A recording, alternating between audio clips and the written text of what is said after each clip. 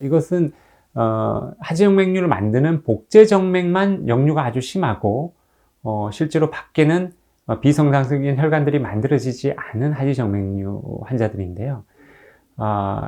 이런 정맥류를 잠복성 하지정맥류라고 표현을 하게 됩니다. 어떤 잠복성 하지정맥류는 아주 심한 하지정맥류의 불편한 증상을 보이는 환자들이 있습니다. 또 어떤 잠복성 하지정맥류는 분명히 복제정맥에 역류는 있는데 불편한 증상이 전혀 없는 잠복성 하지정맥류도 있습니다.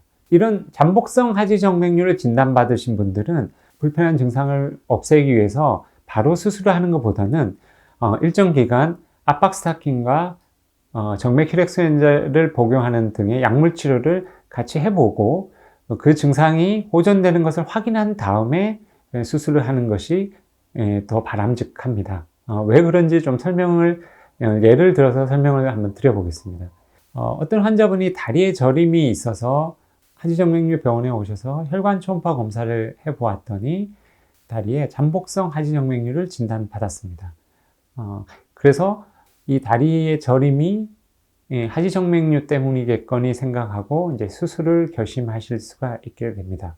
그런데 이 다리의 저림을 만드는 질환은 하지정맥류 말고도 다른 많은 질환들이 있습니다.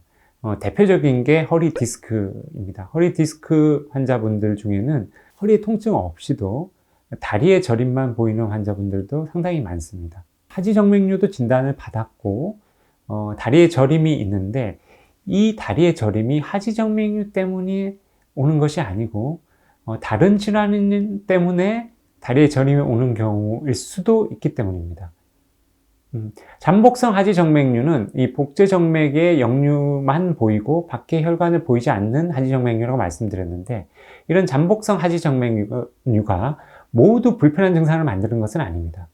실제로 복제정맥에 역류가 있지만 다리의 저림이나 불편한 증상을 전혀 보이지 않는 환자분들도 상당히 많이 있습니다. 그래서 지금 방금 예에서 말씀드린 환자분의 경우에는 압박 스타킹을 신고 정맥 혈액순환제를 복용을 해서 이 다리의 저림이 개선이 되는지를 반드시 확인을 해야 됩니다.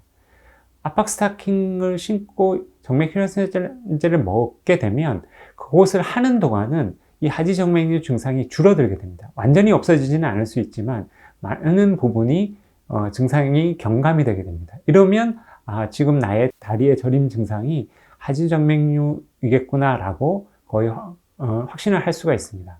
그런데 분명히 이 잠복성 하지정맥류가 있긴 있는데 정맥 혈액순환제를 복용하고 압박 스타킹을 열심히 신었는데도 이 다리의 저림 증상이 전혀 좋아지지 않을 수가 있습니다. 이러면 이 다리의 저림 증상은 하지정맥 때문인 것이 아니고 다른 원인, 디스크라든지 다른 근육의 문제라든지 이런 다른 원인 때문에 다리의 저림이 생길 가능성이 매우 높습니다.